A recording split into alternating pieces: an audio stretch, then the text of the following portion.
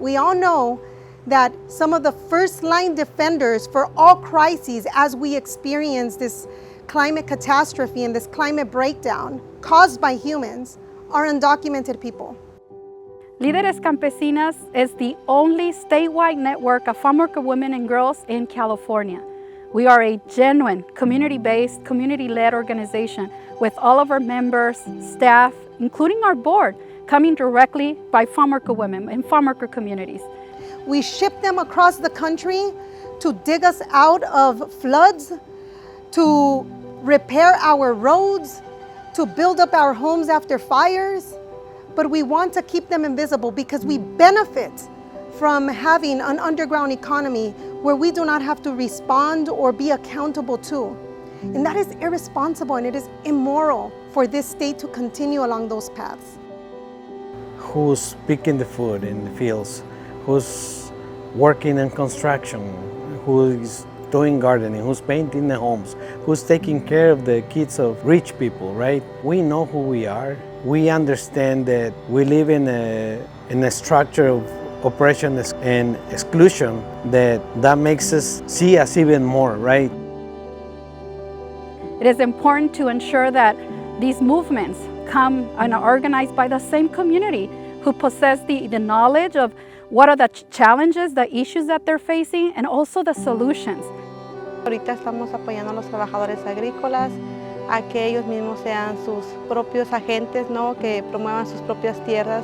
A veces no nos dan las horas, a veces que no nos pagan, a veces que nos humillan cuando estamos trabajando, a veces que nos tratan mal. Entonces, Líderes Campesinas, ese es el que está dando acompañamiento a las personas que son víctimas de violencia.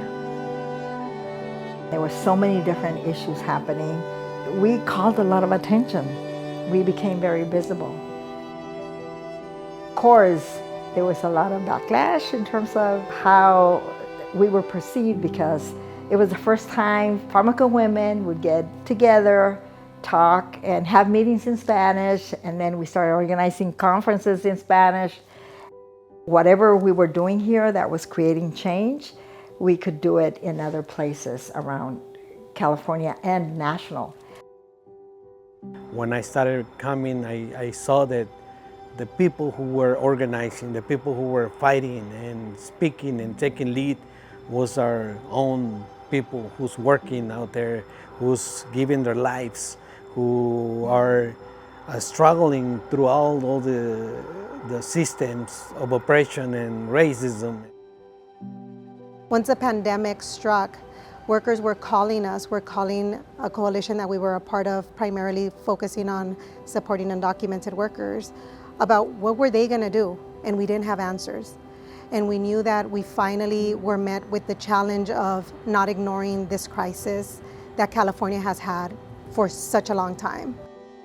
We got on calls and we started to figure out, like, what are we gonna do as an intentional step to deal with the crises of exclusion in the state of California. I think that that's the problem, that it's not being recognized, and the work that we put into. When they look at me a certain way, it's like, come and join me for a little bit.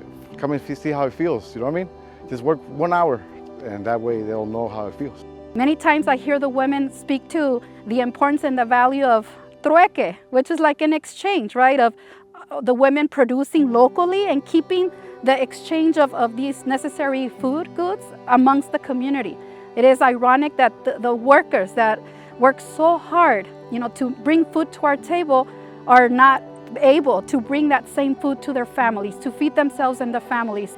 The reason why I believe that Líderes Campesinas is important today, and it's always been, is because it provides the space for farmworker women and girls to express themselves, to share what are the challenges that they're facing at the workplace, in their community, in their homes, and throughout different generations.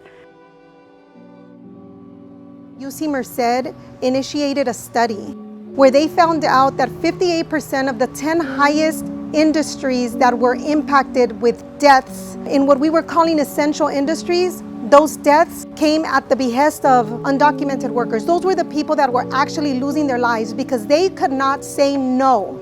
They could not say no to the crisis. They could not say no to not going to work because they didn't have a safety net for all.